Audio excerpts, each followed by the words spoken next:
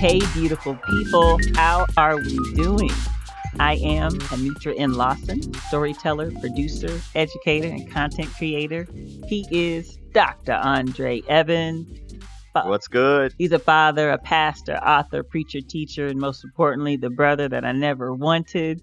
We are Savage Siblings, and this is the Savage Siblings podcast, where we are brutally honest, relentlessly transparent, and unapologetically authentic. So glad you guys are here for another episode. Let's do it. Oh, no doubt. Thanks for rocking with us. Bro, how you doing? Give me a check-in. What's going on with you? I'm well. We getting ready for this particular episode where we're dealing with, communicating and how were you conditioned to communicate. It always, at this point, it's endearing in my life. It wasn't always, but it's endearing in my life when I'm talking with someone or I'm on the phone with them and they just stop me mid-sentence. Like, well, where are you from?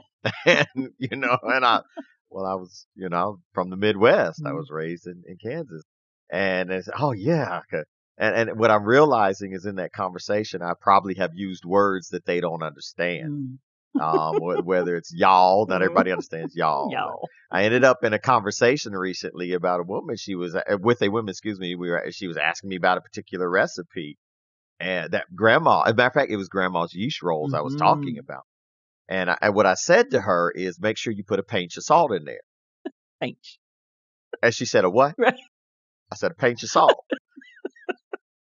Now, I heard her rummaging through her drawer. And she said, is that a tablespoon? Right. Is that a teaspoon? Right. I said, pinch. Pinch. And she said, what is a pinch? And I said, oh, pinch of salt. And then she knew what I was talking about. And I said later, I was like, make sure you rinse everything off. What? I'm sorry. Rinse everything off. And then when you're putting together all your fixings, my what? I'm sorry. Your sides that you're going to eat with your entree, your hors d'oeuvres. It's like, and here's the thing. When I first left Kansas, I paid so much attention to how I talked that it was unnatural. Yep. After a while, I was like, you know what? Brother, I got to be who I got to be. And so I will y'all people to death. Right. I will paint them to death. I will range them to death. I will fixins them. I'm finna. I will finna you to death. I'm finna. At some point, you just get proud from where you're from. You get proud in your communication. But it really is this conditioning, right? And I just had to step back and realize that, this is the way I was conditioned to talk. I am me. And so I love it when I'm talking to them, just stop me mid-sentence. I can be talking to 911, then someone died. Wait, where are you from? Right. What? I don't understand. Wait a minute. Someone's dying right now. Someone is dying. They're bleeding profusely. And you worried about my geographical location, my regional upbringing? So I've actually learned, to start sometimes just be like, listen, I'm telling you now, I'm from the country. Now, and there's actually, watch this. There's actually even a disconnect because then you gotta specify. Right. Are you from Georgia country? Right. And that's not to disrespect Georgia country. I love y'all. Right. No. I'm cowboy country. I remember the first time I brought my ex-wife, Katina, I brought her to Wichita. We were visiting Dad. And she got there. She saw this dude walk into Denny's with a 10-gallon hat on. And she was like, you're not country. You're a country western. Country western. And I was like, what the hell? Like the music. Right. The westerns. I was like, wait a minute. Extreme close-up on the eyes. But I have absolutely come to appreciate and love how I speak. That's right. And love the conditionings into which I speak. And yeah, I have a little bit of slow drawl to Yes, me. I all got a little bit of, got a couple of words you ain't gonna find in Merriam-Webster's dictionary. I got, Fitna. you know, it Fitna. is what it is. Shout out to all the It's fitness. right? You know, it is what it is, but that's the way I communicate. As long as you eventually understand what I'm saying, that's all that matters. Use context clues. Use context Right. clues. Come on, That's people. right, you know. So absolutely. Oh, that is so great. So that was interesting for me to peep out, you know, and getting prepared for this ep is that, yeah, I'm a country western boy. Country western. And that is, and proud of it. Proud of it. But anyways, what's good with you? Oh, that is so great. Listen, the worst is stow. Like, you know, and my friend, she said her dad was like, babe, I'm going to the stow. And he left and she said, Mama, what's a stow?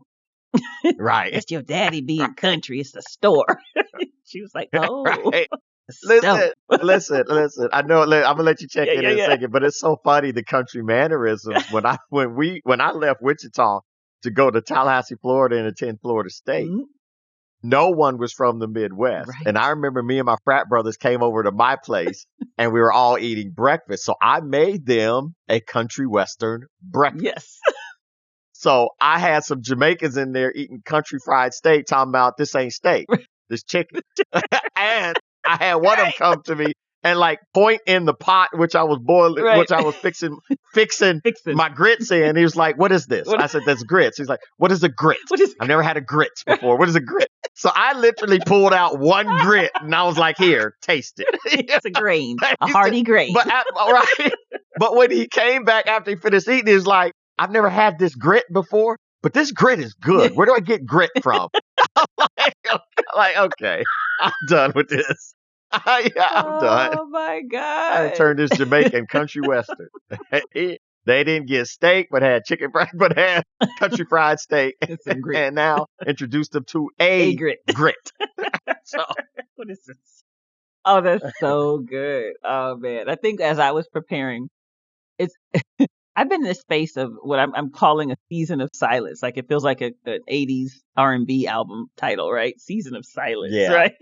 Because I realize so much of how we speak, our mannerisms, our children mimic. And I'm watching Malachi say so many of the things that I say and do so many. And so it's just, and as soon as I want to get frustrated, and I'm just like, nope, you demonstrated that. So just be quiet. And he'll be like, Mom, you're so quiet. I'm like, yes, because I've already done enough damage. Okay. I've done enough damage. It's time for me to have a season of silence, right? See if we can course correct through silence, right? So that's what I've been on is, you know what you're saying, what you're demonstrating, he's going to mimic. And so why don't you be quiet for a while and observe? And so it's been pleasant. People are like, you're more quiet these days. I'm like, I'm trying to course correct. If I talk about it, I'm just going to make it worse. And sometimes it doesn't even have to be verbal communication. Corinne and Corey have picked up my when someone says something, I was like, They pick that up, and they'll do it. Which has so much meaning. And I'll watch them. Oh, it does. You've said a whole dissertation, and I'll watch them do that with someone. I'll be like, "Ooh, you got that for me." And I know exactly what they said. I'm like, "Ooh," and I think to myself, "Who taught you to speak like that?" Ooh. Yeah. So yeah, there's good. There's something good about being silent, because especially with our kids, because we may have taught them bad communication. I'm embracing it more and more as I grow, so it's good. So, all right, well, let's jump into the sound off. Sound off segment. Sound off. Because we're talking about, what communicating with other people has taught us through this larger umbrella discussion about how we were conditioned to communicate. So what do you think? What has communicating with other people taught you? And this has been a lifelong lesson, right? So as an adult, what I'm realizing is when you learn how to communicate effectively, what you're actually really doing is you're making an outward or a verbal connection between you and someone else, you and people. And I can honestly say that most of my life, I've always felt that communication was just me putting my 2 cents in a global conversation. Wow. Okay. When in actuality, it was no, you're establishing a connection, or you're keeping a connection. And what that connection is doing is it's exchanging thoughts or feelings or ideas. And the goal is to try to get some type of mutual understanding, right? But the operative understanding of communication is you're establishing a connection. Yeah. Or you're keeping a connection, one or the other. And I wonder sometimes if do people realize, have they learned that when they communicate, you're either making a good or connection, or you're making a bad one, which therefore leads to a disconnect. And we got to be careful, but so that's one thing communication over the years has taught me. It's to learn to connect with everybody. Yeah. And so, I have 3 wonderful daughters. With Daniela, she understands hustle speak, street conversation, right? Okay. With Corey, she understands emotional conversation. And Corinne understands intellectual conversation. So I could be talking about, y'all, I want that apple. With Danny, it's going to be hustle. Yo, I'm about to get that apple. With Corey, it's like, man, I really feel like I want an apple.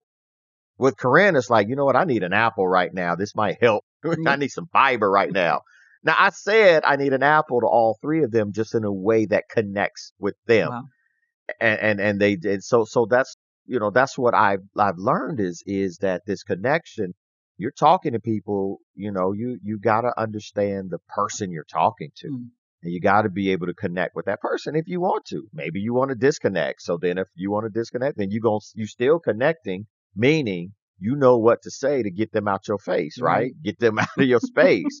So communication still requires some form of connection with a mutual understanding. Even if I don't want you in my space, the mutual understanding is after I tell you what I'm about to tell you, you're going to understand I want you out today. And it's gonna be mutual. Yep. Because either you gonna say something back and I'll leave your space, or you gonna get the message and you gonna leave my. So it's still mutual.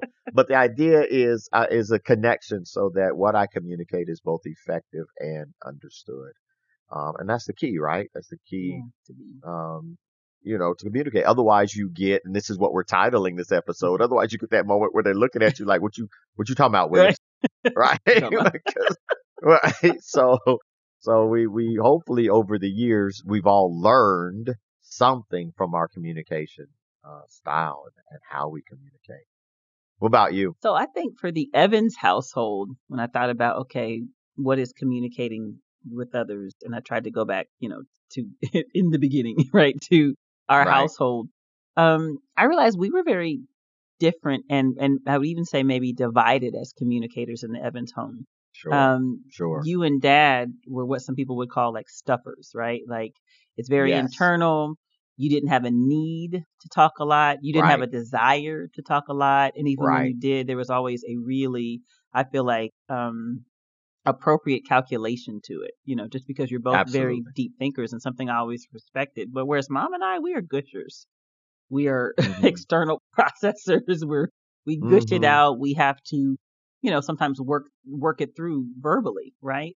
With or without filters, right? Like our space was, this is how we need to figure these things out. And so for me, it being in that household, it really taught Anitra how Anitra wants to communicate.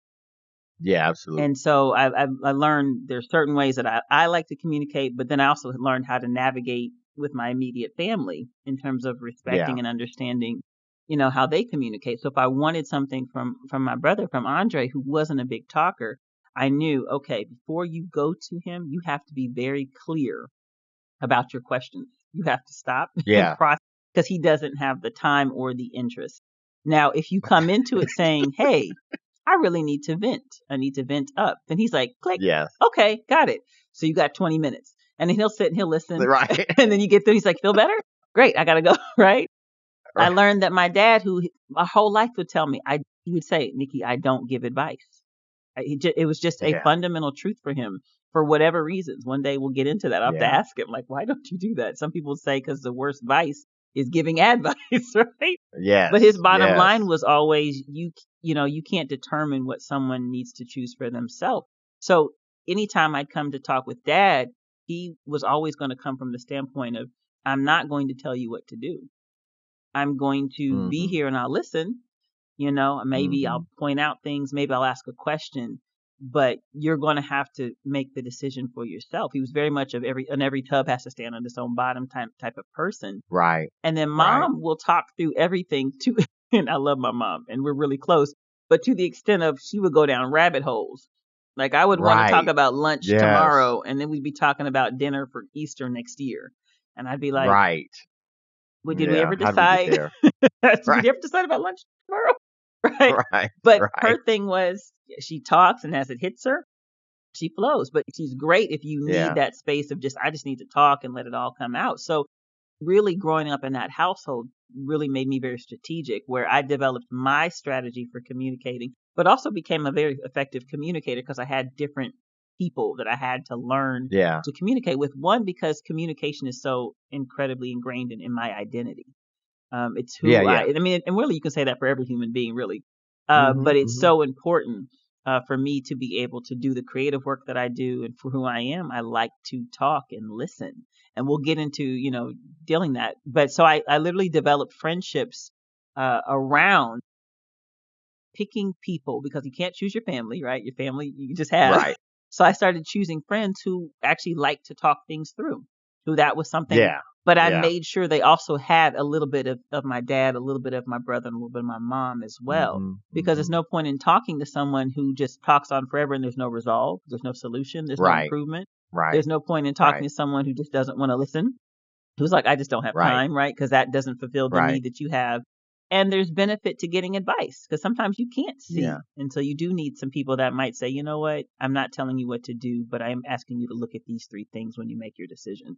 And so I built friends around what I had experienced and at home in terms of communication, and I really fine-tuned my communication skills. But the one thing I'll definitely say, and then kick it back to you, is as I'm doing that, as I'm going through the Evans household, and as I'm building friends, after high school into college, based on how I like to communicate and what I feel like is good, I quickly discovered life hits you several times, sometimes with moments where it does not matter who you want to communicate with. There's just going to be some times where only God is the answer.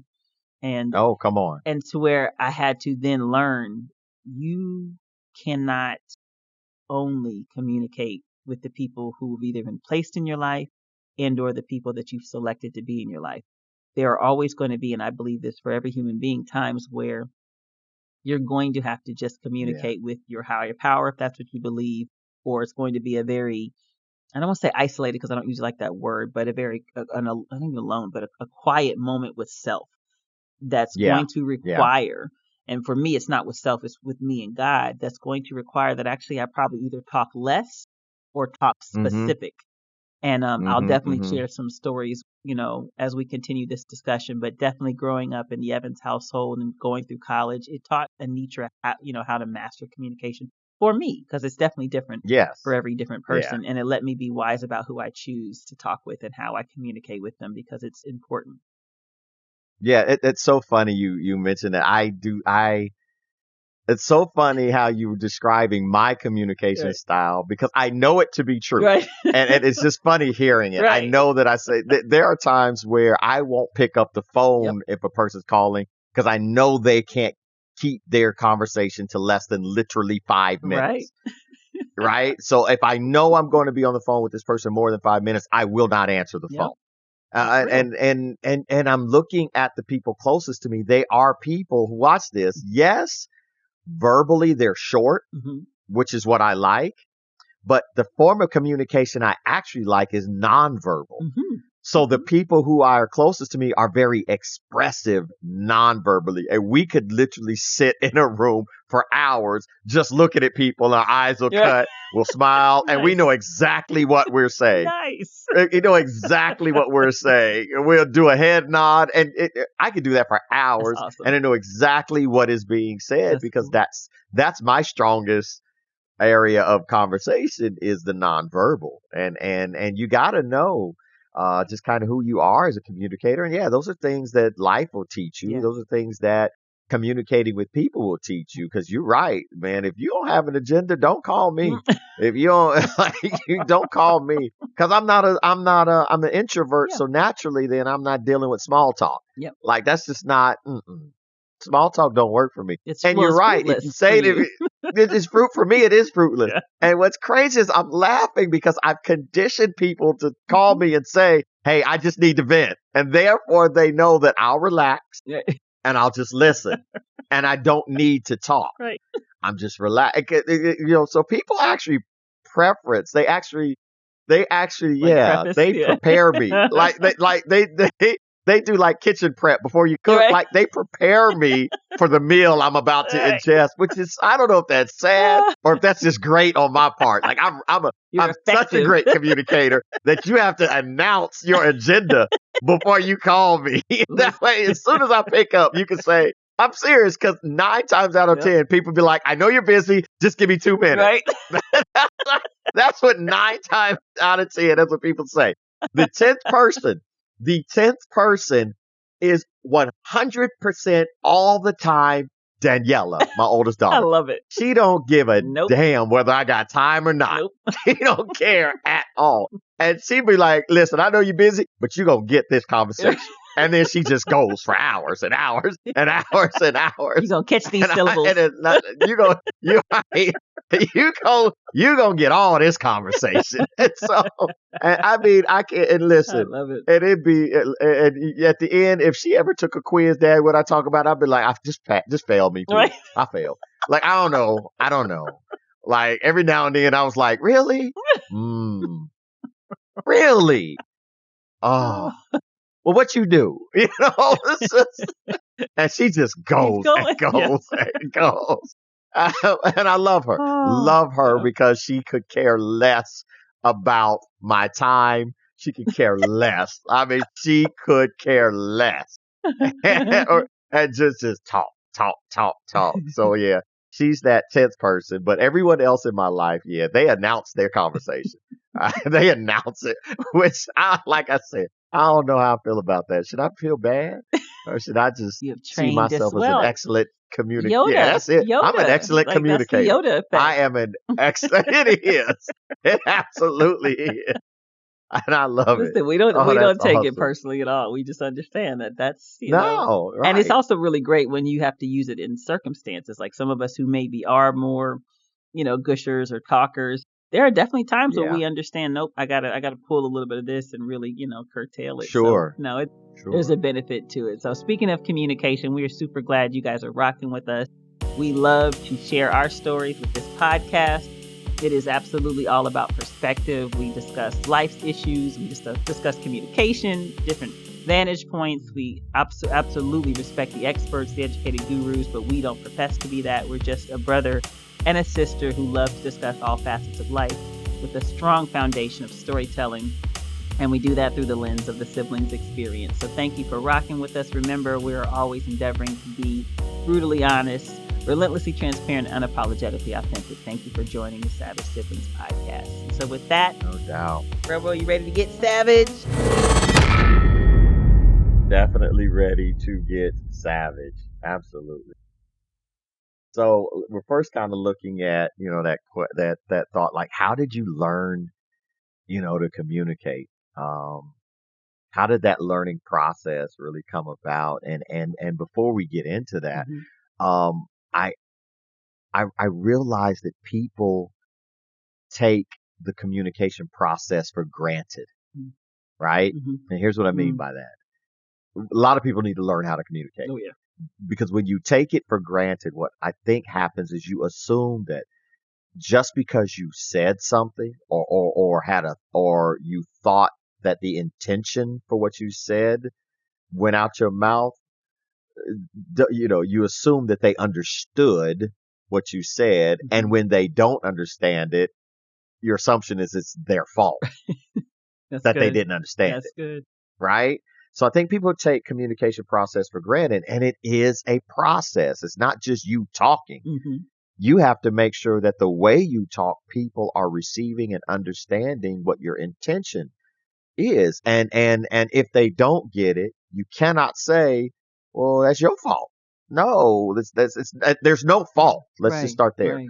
There's no fault, because every message that people are giving, whether you recognize it or not, yes, it consists of content. Mm-hmm. That's what you are, pouring out. But what it also consists of is emotions and feeling. And that's the part where people get misinformation, right? That's the part where knocks me out of me receiving what you're saying, because I don't know what you're feeling. I can't read your mind nor your heart. Mm-hmm. So I don't know what you're feeling. So you're giving me the content, and that's based on the words you choose to use. And those are key, because, some words I don't think people realize are offensive. Some words are aggressive. But then not only do you have to choose the right words, but you got to make sure that the feeling you're conveying is connecting with the content and expressed to the person in a way they can get what you're feeling. Because if they don't, then you're taking for granted what communication, how its process actually works. And whenever there's this kind of discrepancy between the content, like what you're saying, the words you're using, and the feelings, that part that people cannot understand unless you really express what you're feeling. If there's a discrepancy there in the message, then the person on the receiving end, they're not always going to get the weight of what you're feeling and expressing. And that's kind of how we end up with bad communication. Therapists will always say, before you communicate, make sure you tell people how you feel. Like, you get in that I feel that. And it's not an exercise that's stupid. It's because I can hear your words, but I cannot hear your feeling unless you tell me the feelings associated with the content you're expressing. So as I kind of get into how do we learn, I think the first part of learning is unlearning that you sometimes will take communication for granted. And here's the thing. Communication is like throwing a ball back and forth with someone. One person has to toss the ball with the intention that the recipient will catch it. So now I got to look at, did I throw a toss with the right arch? Did I throw it too hard and now it hurts when they try to catch it? Did I throw it too soft and now it didn't make it? So there's so much going to throwing that ball to ensure that that person catches it. Well, it's the same thing with how we communicate. How am I speaking to this person? What are they feeling? And I think, like I said, a lot of people kind of take that for granted. So the first part, I think, in learning effective communication is first to unlearn some of the things that make you a bad communicator. And that's a process, right? Because communication, I said earlier, it really is this connection. Well, that means I got to get to know the person. Like I said, whenever I've had to discipline Daniela, Corinne, Corey, those are three different styles of discipline. They're absolutely three different styles of discipline. Daniela, I can be more aggressive with because sometimes that's all she understands is the aggression. She understands the emotion, right? With Corey, I have to discipline through feeling. She understands the feeling. Corey, I feel like this. With Corinne, I got to bring it on intellectual, the logic. Corinne, the reason why this didn't work is, and I have to deal with the logic, right? So Daniela's energy, Corey's feelings, and Corinne's intellect, and I have to communicate a correction in those using those videos, those vessels of communication. So part of learning to communicate is understanding who you're talking to, and because that's why when you don't, that's why people say, you know who you talking to, right?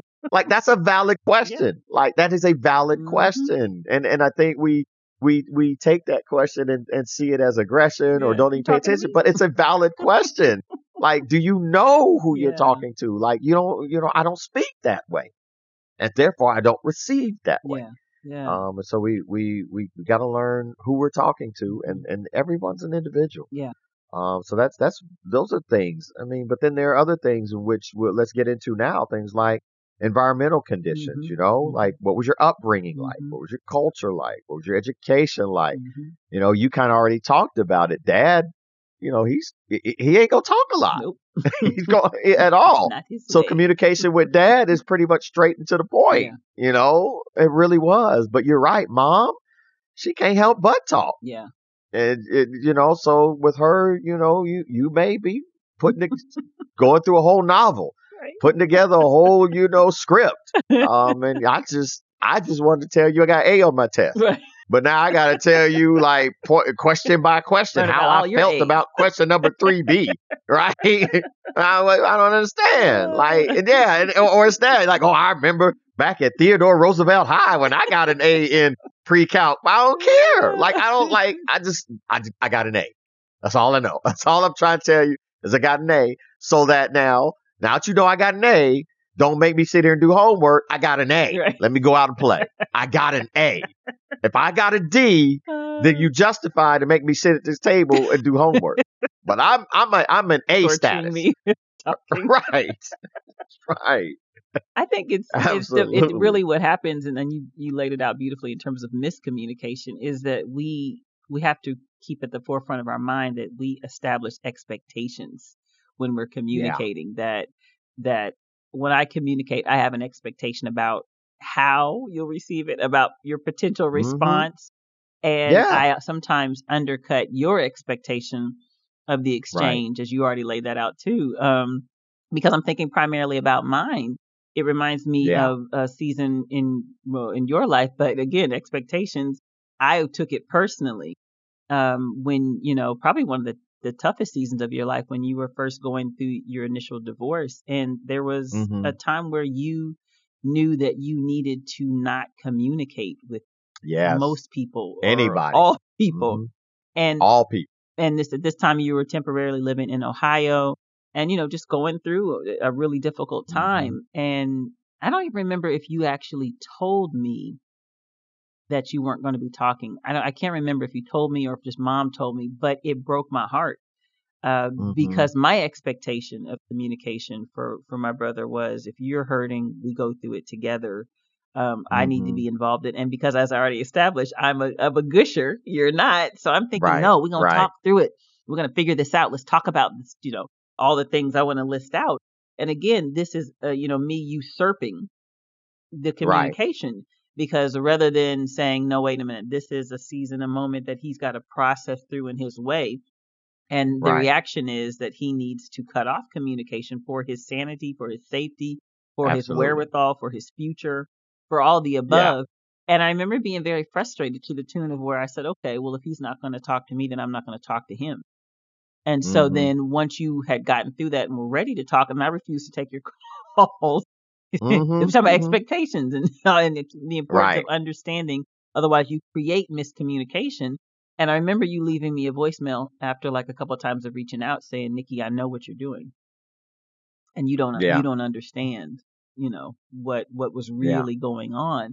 And it just bothered me. And eventually I swallowed my pride, let it go. You had already forgiven me going into it. But boy, God has a sense of humor. When I tell you years later, I was in the same situation. Right. And God is like, like up there just nodding. And he literally if you told remember, me, go ahead. You remember what I said to you, and that was, Nikki, don't talk to nobody. But here's the thing. God had told me first, stop talking to people. Now here's the thing. For Andre, because his method of communication is different from mine, I don't know. I don't know if God had to tell you to stop. With me, he did not. Right? He did not. I assumed he didn't. I didn't want to speak on behalf of you and the Heavenly Father. For me, he was like, I'm telling you, because you like to talk, that this is a journey that you and I have to go through first. And so that was hard for me because I was so used to processing with other people. I had been so calculated on choosing friends that I could do that with. And to then be in a situation where someone who loves to communicate verbally, right? I'm not a nonverbal communicator because I'm awkward by nature. So it wouldn't work for me. Right? So I have to be able to articulate it. He says, no, you're going to be quiet. And he took me back to the same way that he put you in a cocoon. And he said, I'm putting you in a cocoon now. And you're going to learn to communicate with me, me alone. At that time, I had just started a job where I was commuting. And so that's what every morning was, this hour commute one way, was just me and God. And that's where he was giving me the healing I needed. That's where he was giving me just the guidance. And here's what's so amazing. In that moment, he would tell me who to call and when to call. Absolutely. And because I had gone through it with you on the other end of it, when I had friends and people who were upset, who were like, you just cut me off. I said, I've been where you are and I'm sensitive to that. And I know that we value our relationship is we value communication, and I had to stop certain things for a minute, but I had been on both sides of that coin. And so, it's the expectations that we sometimes inappropriately put in place that actually can impact, miscommunication. So you always have to, again, step back and, like you just said, it's the relationship. You have to define that. But also relationships change through the seasons too. And there are seasons where you're going to talk more or less, and that's okay. And then you want to be, you want to be adaptable to when you need to be quiet, when you need to speak, be mindful and wise about who you need to speak to. And certainly, as you said, which we'll get into more as we continue, the tone and the way in which you say it. So I just want to throw out a definition here. It says communication is defined as the means of sending and receiving information. Right. Sometimes you don't need to receive the information, so you have to cut off the communication. So you have to cut off the communication. It's not that you're not going to send the right thing; it's that you're going to receive something. And other times you don't need to receive. You don't need to see it. Sometimes you're going to send the wrong information, and the person is open to receive it because they value the relationship, but you don't know what to say. So hush your mouth, right?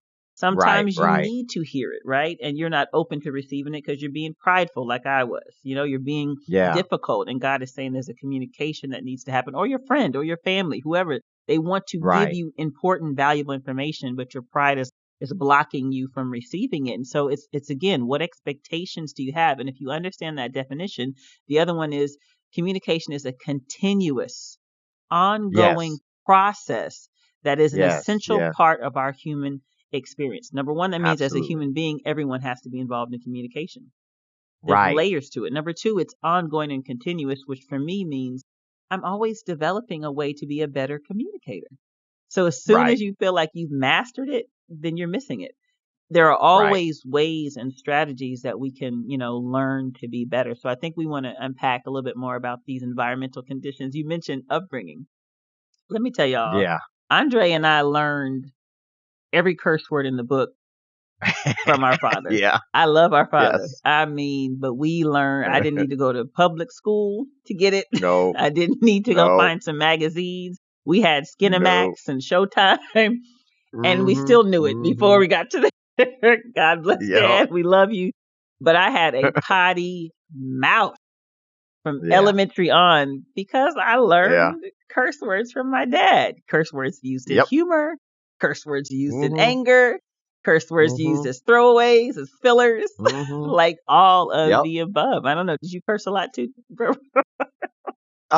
What's funny is I actually didn't curse a lot, but I still knew all 413 definitions of the word ass because Dad used them in all 413 manners. So I didn't cuss a lot, but here's the reason why. But here's what I learned from that.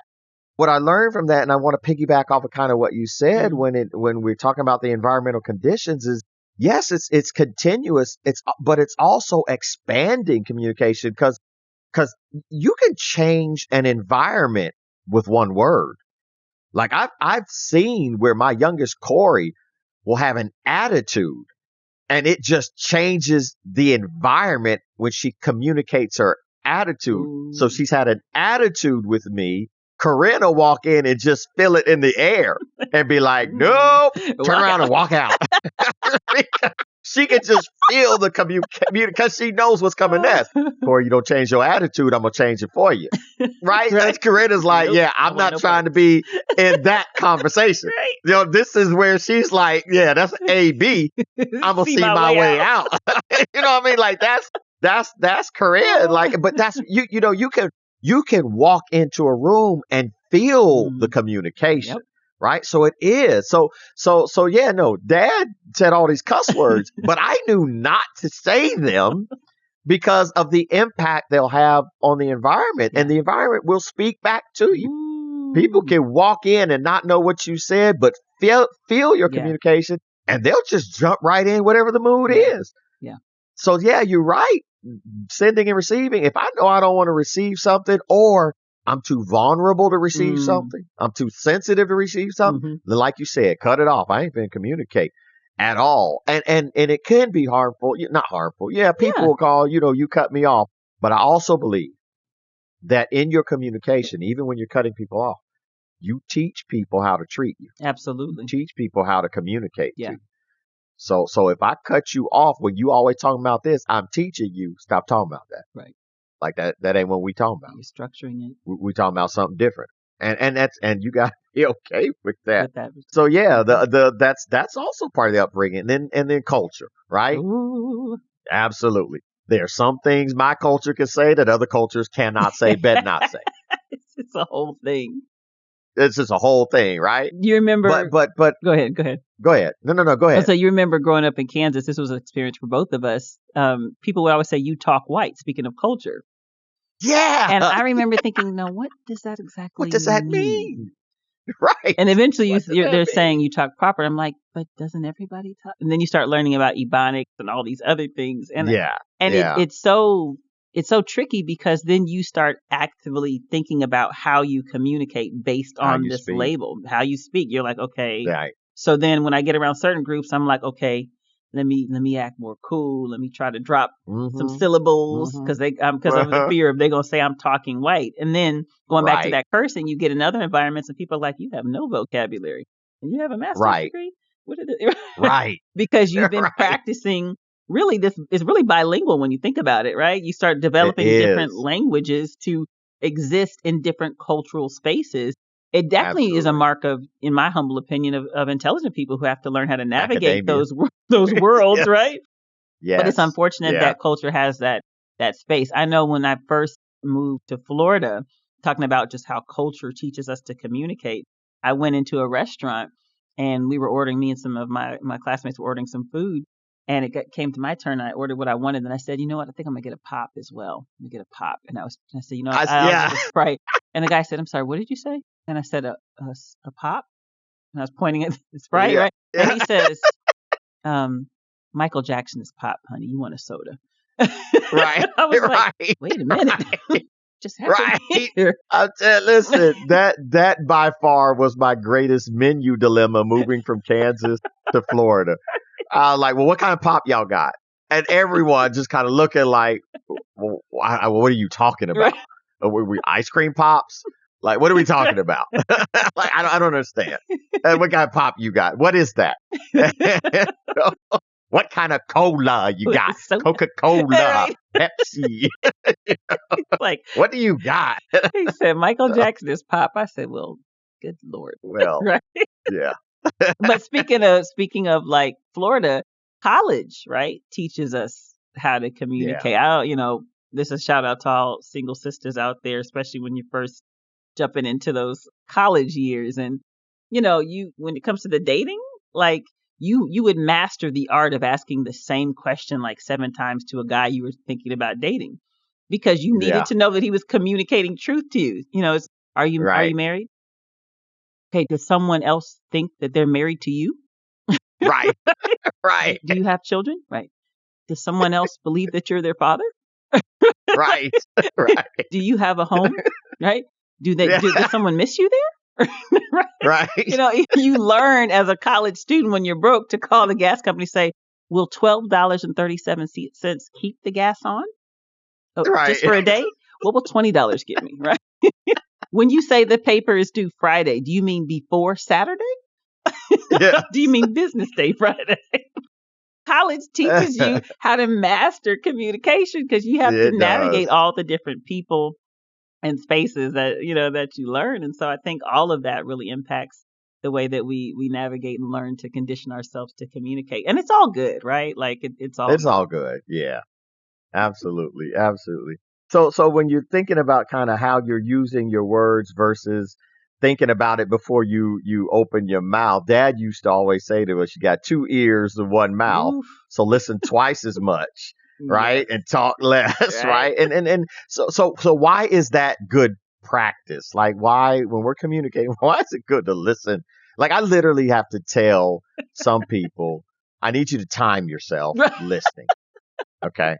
If you're gonna listen for 2 minutes, then you can only talk for 1 minute. Like I need you to time yourself. Right. If you're gonna talk for 5 minutes, then I need you to be quiet and listen Yeah. for 10 minutes. Like why is that good practice? I think the reality listen. is we're not actually listening, right? Like you said, the practice is listening. And so we're not actively doing that. We're literally planning our rebuttal or our response or our follow-up. In that time, we should be listening. We're thinking about, this is what I'm going to say next. And this is, and so we miss so much because, the person who we're supposed to be communicating with, which is what you've already articulated, this two-way street, they're trying to send that information and we're not receiving it. We're prepping our send, our next send. Right. So it's just send, That's send, what we're doing. send, right? Like and so I think part of it comes from really parenting. And good or bad, I want to go, but we all know those classic mom isms, right? Yeah. Do it. Why? Absolutely. Because I told you so. Right. Right. Do what I say, not what I do. Do what I say, not what I do. Come on now. Don't make me tell you twice, right? Right. Like there's all these things. What did I say? And here's the problem. Absolutely. That's never with your mom or your parents. That's rarely a two-way conversation. I know because I'm a mom. And there have been times where Malachi's just stood there and he's just blinking back tears. And what he's saying is, I need to communicate with you because did you tell me to call dad right now? Or did you tell me to go to bed? Or did you tell me to clean up the mess that I made? Or do you want me just to stop talking? I'm so confused. I really want to ask you. But the rage and fire coming out of your ears, if I leave, am I going to get hit with a shoe? And see, and it's not just that, because here's another parenting thing.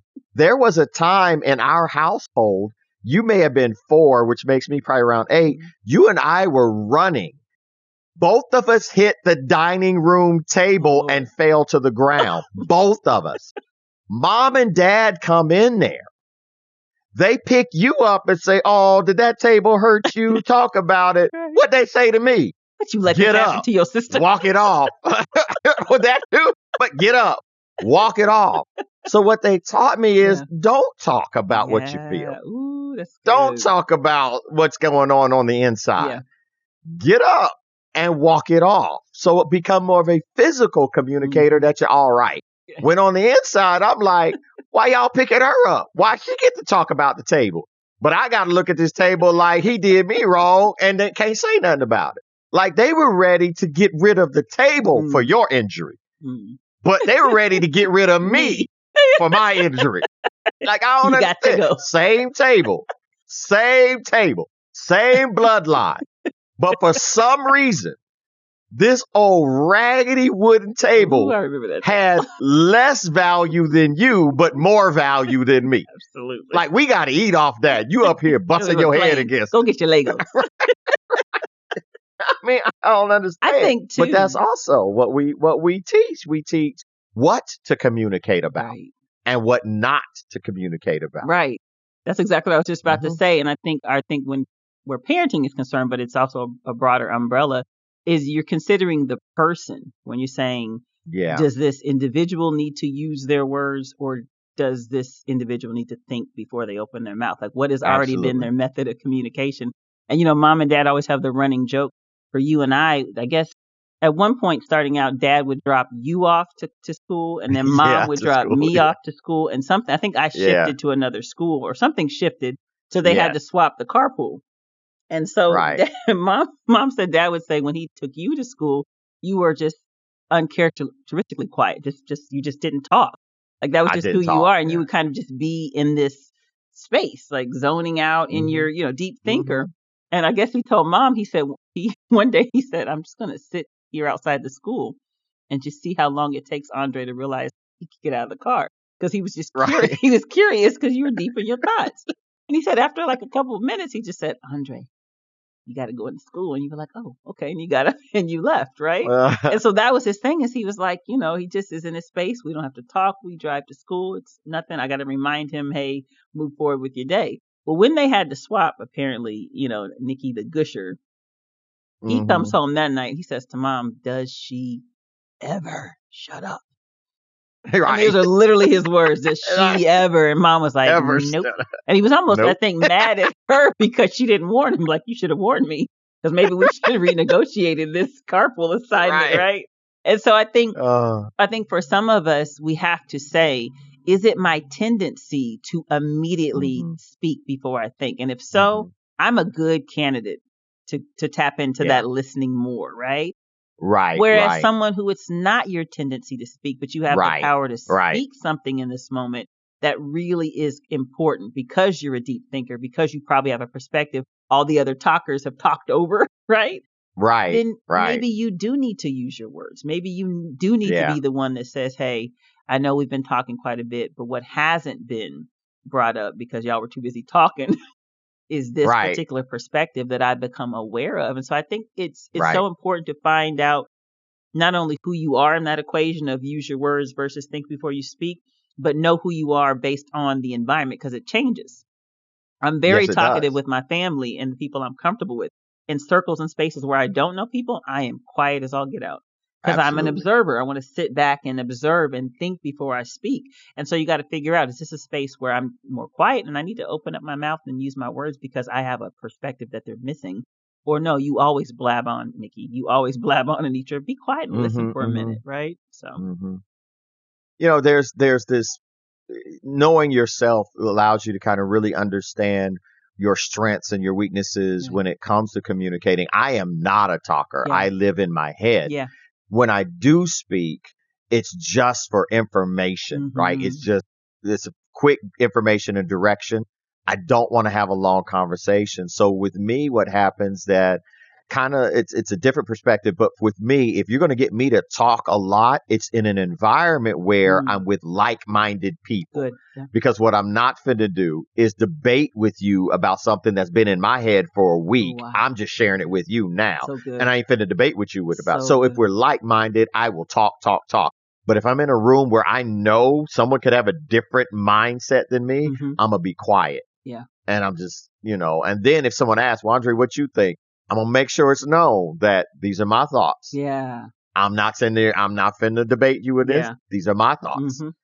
And then I share it real quick because the other part of that for me is I don't want to say too much because what I've learned in communication, if there's somebody who's contrary or just kind of confrontive, the more information you give them, the more likely it is they're going to come and try to confront your conversation, your perspective. And so, I know my strengths and weaknesses. So I've had to learn that, I can't always sit quiet, right?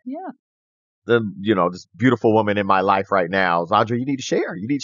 And I've had to learn, and it just feels awkward because, I'm sharing. Maybe I'm thinking of putting on my socks, black socks with gold tips. Is that too much? Like, am I doing this right? Maybe I'm thinking about walking out the door now.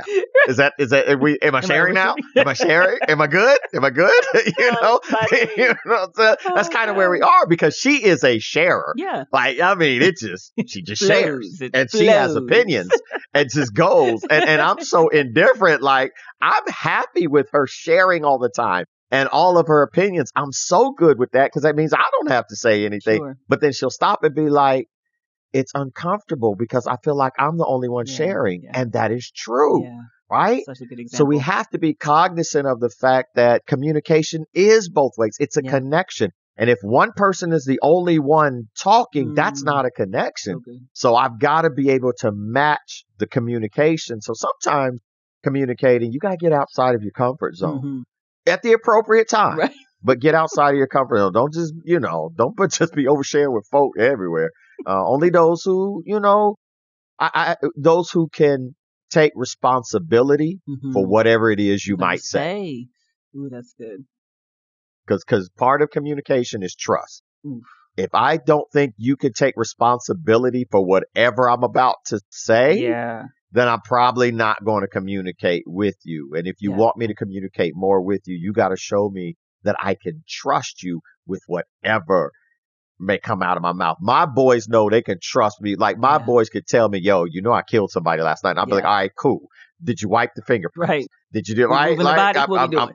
We're moving the body. What are we doing? Do we need to cut? Like I've been watching a lot of movies. Right. I've been watching, and I know I've been watching CSI, Law and Order. I know how to get away with. Like I've been watching Old Girl, Right. How to Get Away with Murder.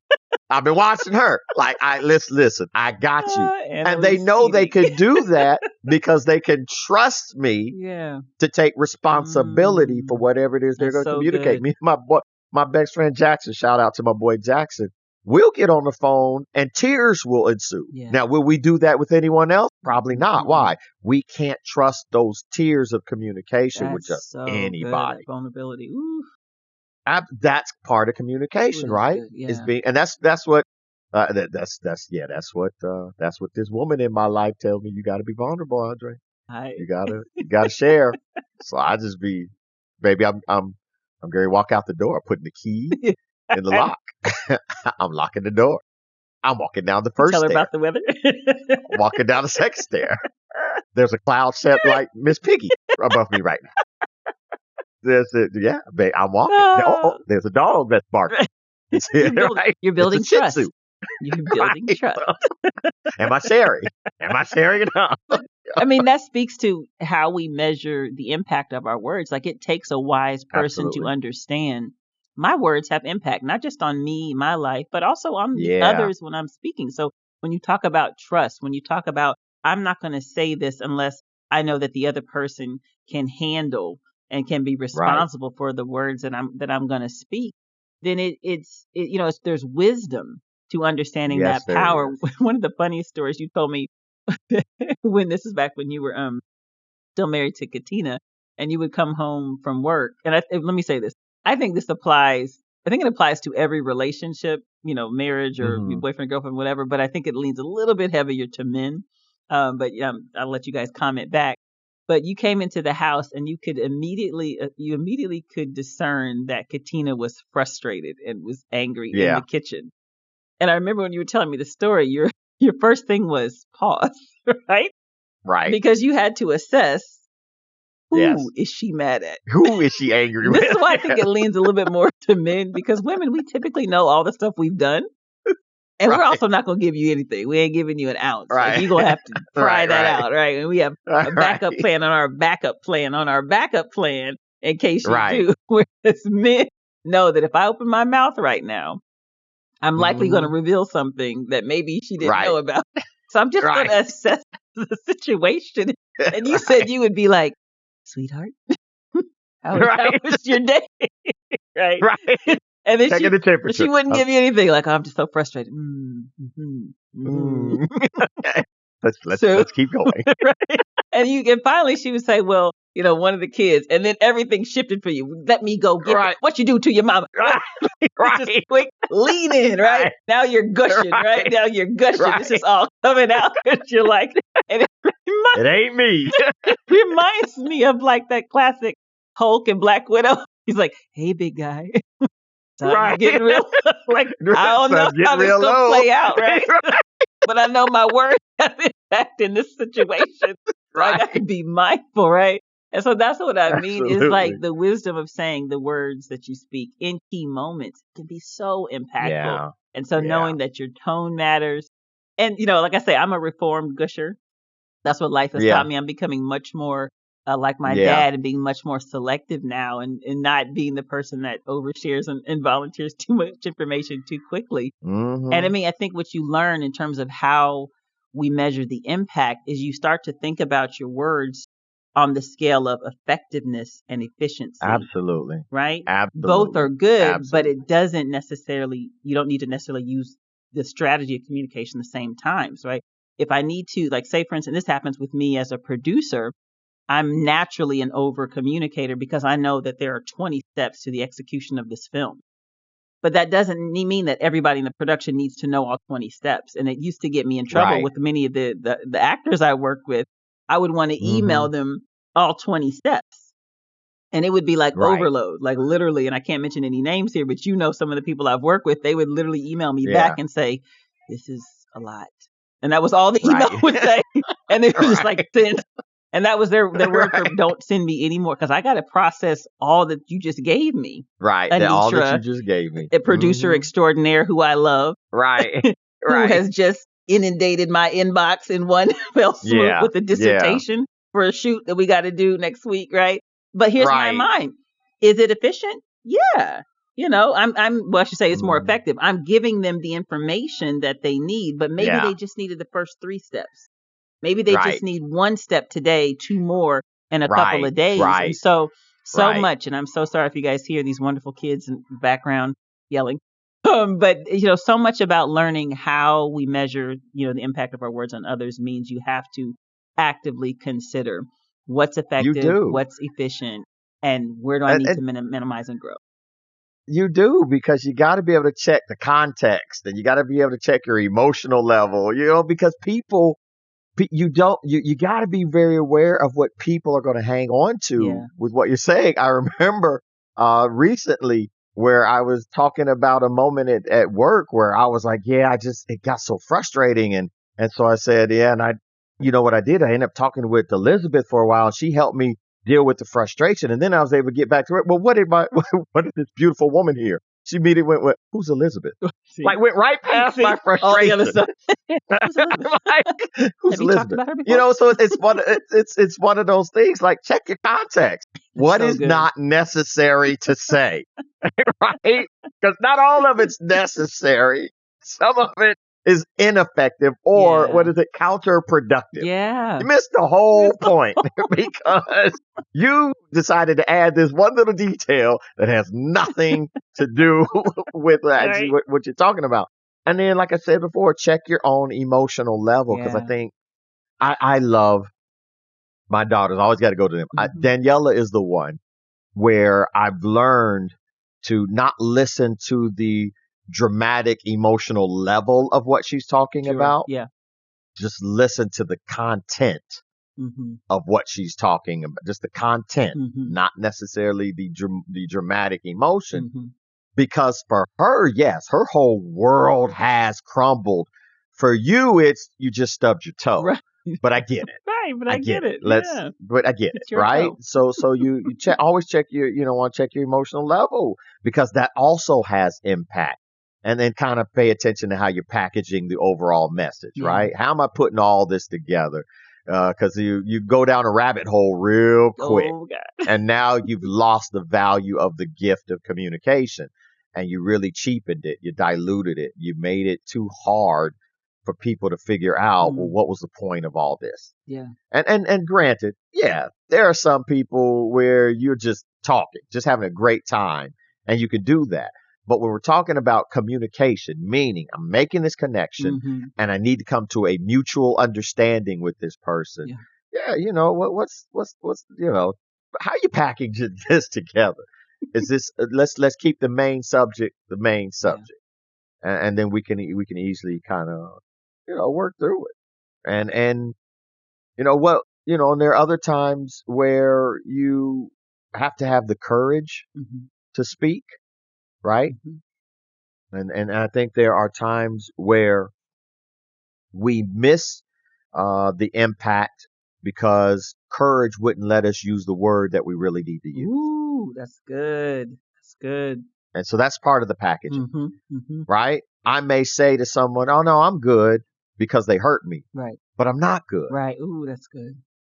I should have said, no, I'm not this okay. hurt me. Yeah. Mhm. I'm not okay. Yep. I love the move that our generation and the generations behind us are going to, especially with men, where you're encouraging a man to say, no, say you're not okay. Yep. Because you're not. So good. Say you're not Say okay. what you're feeling. Ooh, goodness. Because that opens up communication. Saying I'm good closes it off, because now there's a clear confusion between the vibe I'm getting and the words you're saying. Mm-hmm. And now I'm not okay either, because I'm not getting what's really there. I'm just feeling something, but it's not matching what you're giving me by way of energy. Yeah. What you're giving me by way of words. They're not matching. Yeah. So we've got to get to the point where we have the courage to say, no, what you just did hurt me. Yeah. And along with that confidence and courage is communicating to that person, what you're not going to put up with. Yeah. Fine. Yep. Boundaries. Boundaries. you have to communicate boundaries. Mm-hmm. You know, I've expressed to you that this hurt me, and because you continue to do it, I'm going to communicate to you that I care about myself. Mm-hmm. I love myself enough to say that even though I love you, I value this. This is great. I'm willing to walk away. You know, ultimately, that level of communications does one of two things. It either gets the person to stop and say, wait a second, let me figure this out. Yep. It can't be about me. What's going on? Or you just walked into a blessing by walking out of a burden. And that's one of the things we got to have the confidence to do it, because that's also communication. Yeah. It's walking out, walking away, cutting things off while you can before they get too painful. Let me ask you, how do external and internal processors impact the way that we communicate? Because, I mean, you brought up such a great example in terms of, well, one, just like you said, men, particularly in this country, who have for so long been conditioned to stuff feelings, to not express, to not, not communicate about how they feel by society standards, by cultural standards, all the things that we just mentioned that impact their inability or, lack of desire to, or fear, lack of courage to say, no, this is what I'm really feeling. Where do processors, both internal, external, fit into how you, effectively either learn or develop communication? Yeah. So for me, the external process there is one where you got to make sure that what you're sending, that's what's being received, right? What you're sending, what you're thinking you're sending, because you have intention, and most of the time we don't have malicious intent. Right. Most of the time we're saying, I know what I'm trying to say in my head. And so the external is, am I saying it so that they receive what it is I'm saying in my head? Or when I communicate, do I keep hurting people? Do I keep hurting people's feelings the way I communicate? And so, you may hurt this one person's feelings and they're just super sensitive. Well, they're also teaching you how to talk to them. Yeah. But then you may find that some different people are saying, yeah, it hurts when you talk to me like that. Well, that's a you thing. Yeah. You need to correct how you're sending a message, because the external process is hurting people. Yeah. The external process says, let me look at how the other person feels when I say this thing. When I say it. Yeah. That's good. And so then the internal piece is when am I relaying the message in a way that is honest to what I feel on the inside? Because sometimes we'll communicate, but we're not communicating the honest portion. We're not communicating the depth of what we feel. Yeah. We're just trying to keep the peace. Yeah. Right? We're just trying to make sure that their feelings are okay. But all the while, your feelings are hurt. And they're remaining hurt. Yeah. And so there's an internal. And so when the internal process there is this, how are you communicating to yourself? Good. That's off. It's because there are a lot of people walking around, they're peacekeepers. Wow. And I don't mean like Bible, Beatitude peacekeepers. No, they're doormats. I'll let you walk over me as long as that makes you feel good. I won't tell you that it hurts as long as you're okay. But that's communication that's damaging to you. So it's not even peace. Yeah. It's not, because you're still hurting on the inside. You're being destroyed on the internal process. And you'll develop that habit of communication. So today, you might, your cup might overflow and you say, you know what, I'm done, I'm out. But if you haven't learned how to communicate to yourself, the internal process of communication, all you've done is take your doormat from one house to another. And I said, all right, you're new. I'm going to let you walk over me because I haven't learned how to communicate to myself. That's good.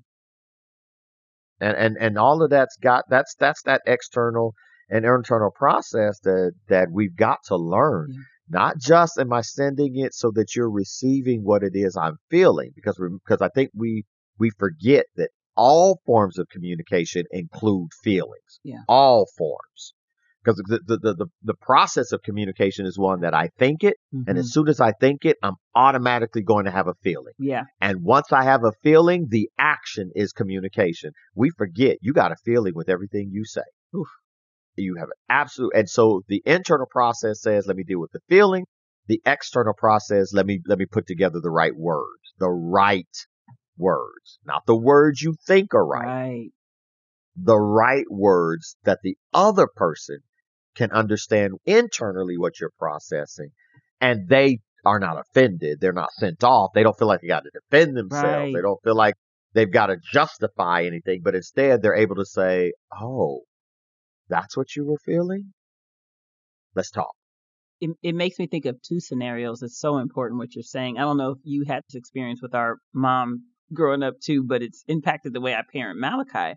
And most young people, teenagers, middle schoolers, the one thing we hate, like if we know we're dead wrong, we've done something we shouldn't have done, then and we'll go take that punishment. But what is the one thing we always say?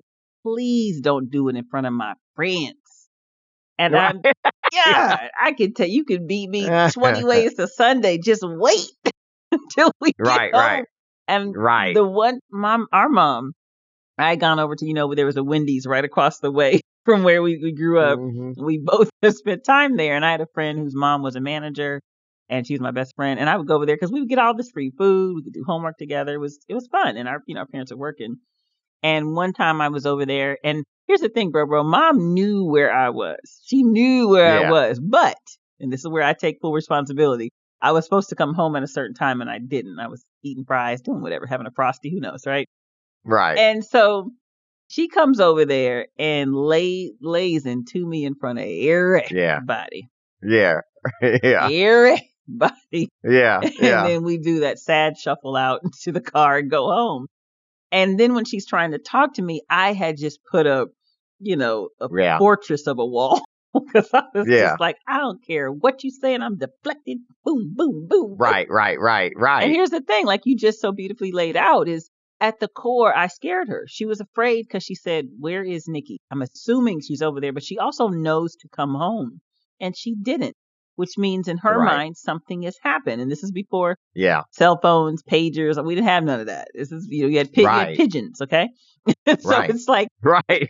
there's no way to communicate. So she's got to now, in order to deal with the fear that something has happened to her daughter who's not kept the schedule, the agreed upon Yeah, schedule, she drives over there.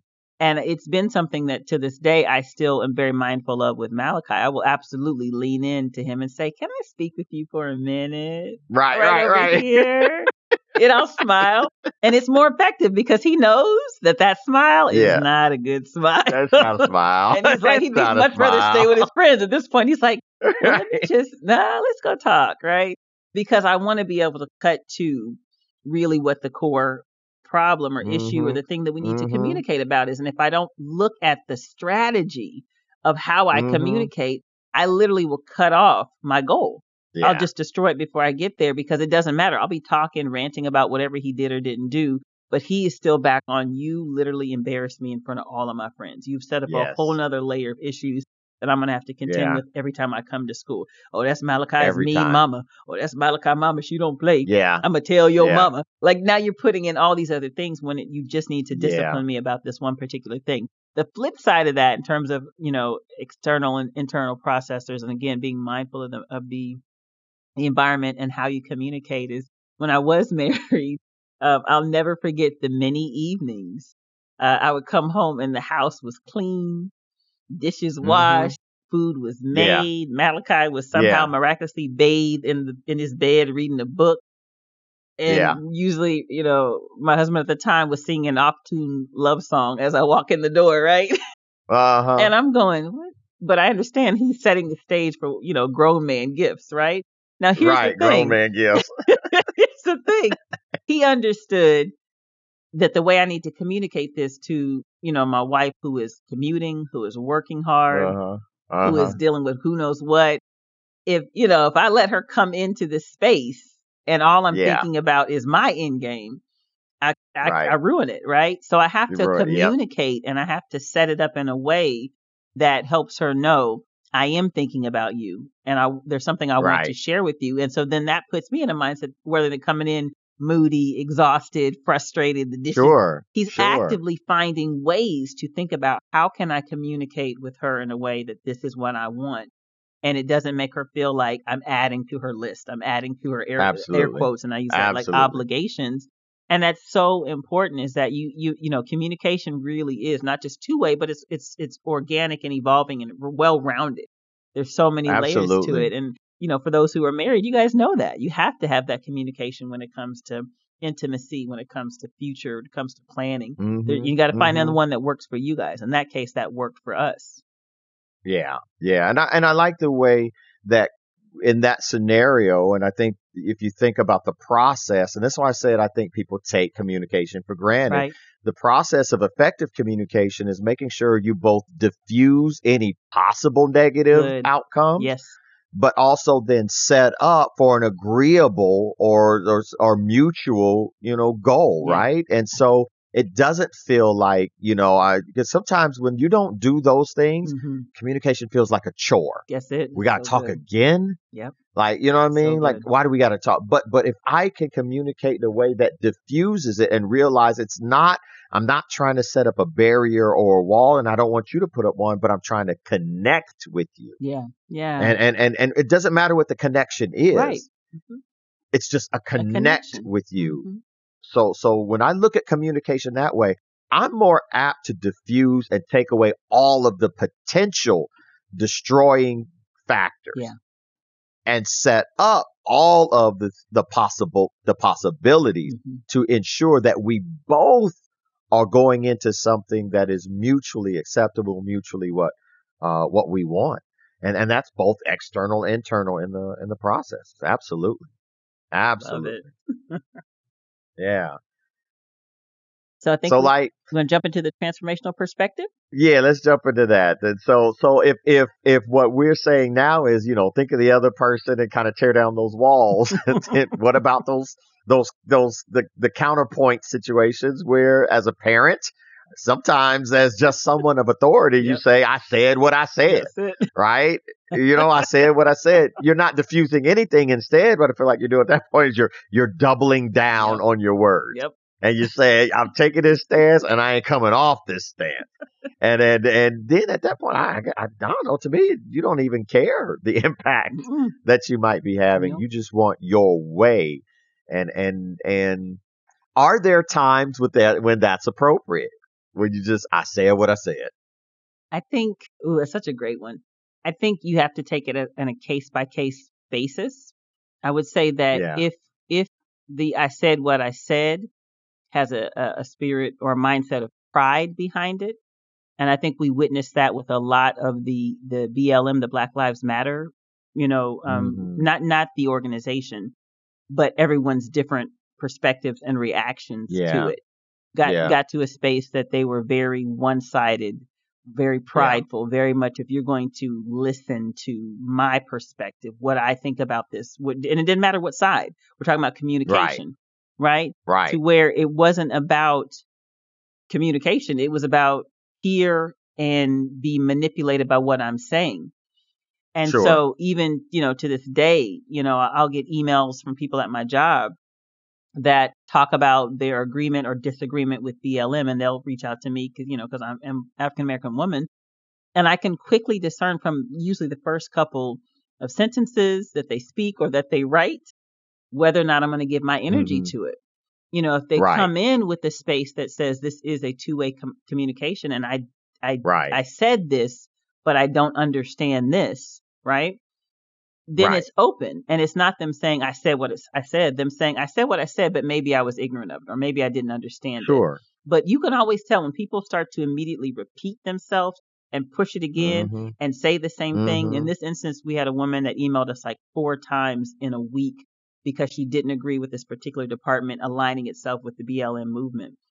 And so at the beginning of her email, she said, I have Black people in my family, so I'm allowed to say this. Lord, I'm paraphrasing, but that was the point of it, which lets me know, okay, you don't get to have my energy. Why? Because your spirit of I said what I said is just taking up space. So you're out of pocket, in my opinion. You didn't come in here to have a conversation Mm-hmm. or communication. Mm-hmm. You came in here and said, I said what I said, and now I'm saying it again Yeah. because I said what I said, and I'm saying it Yeah. again. And you're doing it to Right. really try to elicit some sort of, just negative, contrarian space that I'm just not going to participate in. And Right. so the other time is when you are being responsible and you recognize, as we just talked about, the impact and the power of your words, and you Yeah. understand what my voice in this space is appropriate. Either I'm speaking up on the betterment of other people, or like you just mentioned before, something I'm saying is going to inspire, it's going to help, it's not going to tear Yeah. people down. And I thought through what Right. I wanted to say. Now, maybe you didn't like the way I said it, but upon Mm-hmm. evaluation by me and anybody else that put it out there, I said what I said stands because it comes with the right perspective. It comes with the right truth. You don't have to like it, Sure. but it comes with the Right. right truth, the right context. And typically those people who have done it the right way, when they say what they said, they're also very willing to hear your responses. I know Sure. a lot of people are When it's very, done the right way. yeah, when it's said the right way, they're saying I said what I said, which means I stand by what I said, but I'm Mm-hmm. also willing to hear if you have something that I overlook. But 9 times out of 10, bro, it's usually the people that are the maddest are the ones that actually don't have a legitimate rebuttal. They don't have a Right. legitimate anything. They just want to complain and be naysayers. And And that's it. Yeah. I'm kind of careful even bringing this up here, but let me just say this. We all can really do a couple of looks at the Dave Chappelle scenario. And I know people are on all sides of that Sure. conversation. Sure. But that's, to me, a good example of him staying true to his authentic self, saying things Yeah. that a lot of people did not like, and that's okay that Yeah. they didn't like it, And that's but okay. never Mm-hmm. changing who he fundamentally is. And Right. always being open to have a conversation if you don't agree with his perspective. He never asked anybody to agree. He just simply said what he Right. thought. And I think that's, to me, the mark of maturity that says, number one, which is our bottom line, is we are responsible and accountable for what we say. We Yeah. understand that our words have impact, but that does not mean, as you just mentioned, that we need to become these kind of silent, non-speaking individuals when you're willing to count Right. the cost and you're willing to study Yeah. and research and be held accountable. Yeah. If you're doing all those Yeah. things, then damn it, I said what I said. Right. Right. And I think when you're able to research and stand on what you say because it's a right stance, then you also then kind of go along with our bottom line here. You also understand the weight and the gravity of the words you're choosing to use. Yeah. Because you cannot stand on what you say if you don't know the weight of what you're saying Yeah, that's so good. and the gravity of what you're Yeah. saying. You don't even know where your words are going to take you. Therefore, you can't stand. But when you know your words about to put you in the lion's den, Yeah. you know your words about to throw you in the fire, Yep. but you're true to it, and Yeah. you're doing the right thing and saying the right thing. You'll be able to take the fire. Yeah. You'll be able to take the lion's den because you understand that what you said, the weight and gravity of what you said, holds more in its either productivity or its result or its outcome than if you didn't say what you were supposed to say or didn't say it the right way, and now you just arguing and you got vitriol and you that's just it. going back and forth. Mhm. That has no value whatsoever. No. So yeah, I think there are times where I said what I said has exactly what it's meaning. Yeah. And it has a lot of weight, but it's like you said, it's because you've done the research, whether the research is experiences, Yeah. or whether the research is just, this comprehensive understanding, whether you've led people or been a follower in a situation, whatever it is, like you've got this comprehensive understanding and you know that what you said, the way you said it, it's actually going to lead the situation, the circumstance to a positive or a successful outcome. It's necessary then. And you got to be ready to take the brunt of whatever it is, that accountability and just your responsibility for what you say, what it's going to bring you. Yeah. As long as you do that, I said what I said is valid. Absolutely. Yeah, I think it's and part absolutely of the valid. human experience with communication is just that it's human. So master communicators know they're not going to be perfect. They're going to say Right. foolish things. They're going to make Right. mistakes. They're going to say brilliant things. They're going to say Right. life-giving and life-changing things. That's all Absolutely. part of the human experience of communication. And if you don't know how to get there, if you don't engage in communication. And engaging doesn't mean always having something to say. Engaging Right. means listening. Engaging means speaking up. Yes. Everything we've talked about. And so it's part of the human existence to know that we're not going to be perfect in how we communicate, but we are going to endeavor to communicate. All right, so let's get into our quick shot. Yes. You know, I saw this tweet and it just made me laugh a little bit. We're, you know, because you and I definitely have two different forms of communication. Yes. You are definitely a talker. I am not. Right. I find that there's more value in communicating. And when I read this, I thought to myself, yeah, this is something that I would put stock in and value in terms of a response. Oh, no. But the tweet says, and then we can talk about it. The tweet says, silence is golden, excuse me. So let me start over. Silence is golden. Duct tape is silver. Yes. That's so right. If you can't be silent, then let me shut you up with this duct tape. Okay. I'd like for you to do what's golden and just shut up. But if you can't, I got some duct tape that will shut you up. So, yeah, I like that. Oh my gosh, I love it. That was actually one on my list for the quick shot. No, nice. It's so great. So it's so great. So I love it, and I concur and agree that yes, if I can't get you to appreciate the value of silence, then let me help you along. So, all right. So I just found that, you know, in the spirit of kind of how we communicate, be it to each other, to ourselves, to other people communicating with us, I found a couple of just quick little phrases that all speak to the ways that we communicate. And so we'll make this a yes and or a no and. So I'll read you the sentence and you can say yes, like you agree and add a little something, or no and add a little something. And we'll just do a couple and then we'll round out for the episode. So, all right, here's the first one. Talking to myself is a sign of genius. At least that's what I keep telling myself. Yes, because I know how smart I am. And I give myself the best advice. I am so intellectually sound that that's the reason why I'm oftentimes the only person I want to talk to. I love it. All right, here's another one. Yes and no and. Silence is golden unless you have kids. And then silence is just plain suspicious. Oh, absolutely. Without a doubt. Even at age 30, 18, and 16, if them little girls is quiet, something's up. Period.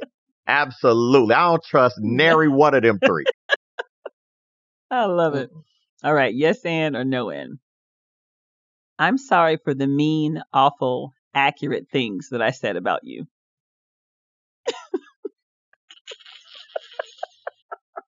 Yes. And whilst I know you want me to choose other words, those words say exactly what I want to say about you. Listen, I'm going to tell you something. I know they're mean and accurate, but I got a PhD that taught me those words. And as long as I owe the school, I'm going to keep using them words. Until Biden cancels my school debt, I'm going to keep using them school words.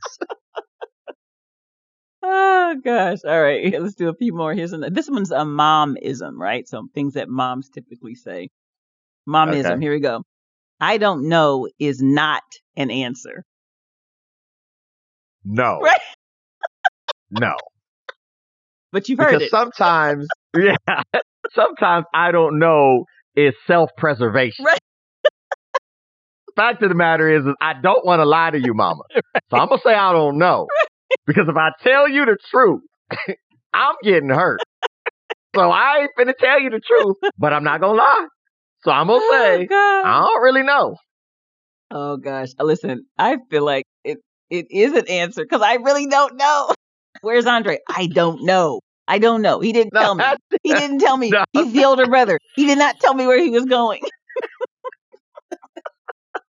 I love it. All right, let's do maybe two more. I love this one. Yes and no and. The moment when you talk to yourself and you start smiling like an idiot because you realize you are just so hilarious. Yeah. I know. Yeah. Absolutely. I'm amused by me. Right. I kill myself. Listen, if you can't make yourself laugh, you live in a miserable life. Man, so absolutely. That's so good. Absolutely. All right, let's do one more momism and one final one. Momism. Okay. I'll give you something to cry about. I know. No. Right. No. Why are you handing out reasons for your kids to cry? What kind of mother gives their kids tears? But wait, they usually say it when we're already crying or on the verge of tears. Right, so right. You don't need to give me a reason. I'm already what crying. What kind of mother is so inattentive to their child's tears that you gotta literally say, I'm gonna give you a reason to do something you're already doing? Why do I need the reason? Like, obviously I got enough going on in life that the tears are there. Like, I don't understand. Are you not watching me? Do you not know what these are? No, absolutely no. Oh, gosh. No. All right, these last two are so they're just rough, but I'll just say. All right, so one, yes and no and. If you ran like your mouth, if you ran like your mouth, you'd be in good shape. Yes. No. Yeah. Yeah. No. Yeah. That's You're a no for the on toppers. That? Right, exactly. See, as an introvert, as a quiet person, I'm going to say yes. I'm going to say yes. Because, I mean, some folks just run their mouth. Just like, I don't understand. Like, you should have a 6-pack on your jawline. Like, that's how much you run your mouth. It's just, you should have a muscular jawline. Yeah, no, definitely yes on that. All right, this one I just thought was so interesting. This is the last one, then we'll get to the final blow. I'll let you guys choose. You're overweight or fat, right? The person says you're fat. Don't sugarcoat it because you'll eat that too. That's great. So mean. Okay. First of all, I'll be using that real soon. No. I just got to figure out with who and where. So, since you know my first of all, my final of all is yes. Yes. Yes. So rude. Yes. That is just sound and solid communication. Sound and solid communication. It gets right to the point. So it just makes sure you understand exactly what it is. I love it. I don't know where you got that. I don't know why. I heard that in my dad's voice for some reason. Yeah, I love it. Yes. That's great communication. That's not everybody. That's not great communication. Anyway, that wraps out our quick shot. So let me kick it to you, Robo, for the final blow. So again, we're talking about communicating, right? And I did not coin this. I got it from one of my favorite books, or author, I should say. A quote from one of my favorite books from this author, Dr. Egbert, I believe is his name. And he says, you can be right, but wrong out loud. And that speaks to your communication style. And that's why I say communication is a connection.